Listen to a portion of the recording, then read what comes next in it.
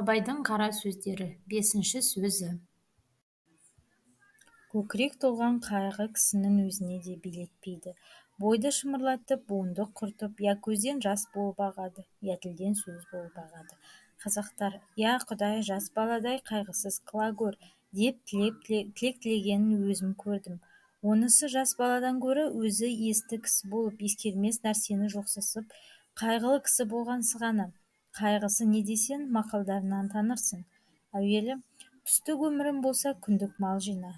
Өзінде жоқ болса, әкеңде жат. Мал адамның бауыр еті. Малдының беті жарық, малсыздың беті шарық. Ер азығы мен бөрі азығы жолда. Ердің малы елде, еріккенде қолда. Берген перде бұзар, алаған қолым береген.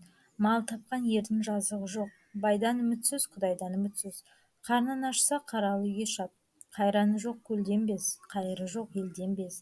Деген осындай сөздері көп, есепсіз толып жатыр.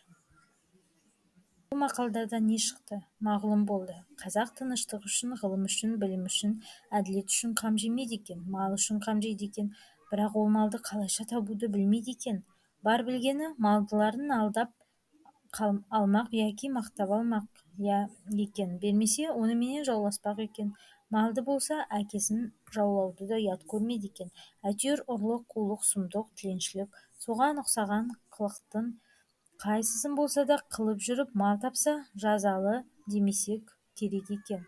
Бұлардың жас баланың ақылынан несі артық? Бірақ жас бала қызыл ошақтан қорқушы еді. Бұлар тозақтан да қорықпайды екен. Жас бала ұялса, жерге ене жаздаушы еді. Бұлар неден болса да ұялмайды екен. Сол ма артылғаны? Қолымыздағыны үлестіріп талатпасақ, біз де өзіндей болмасақ безеді екен. Іздеген еліміз сол ма?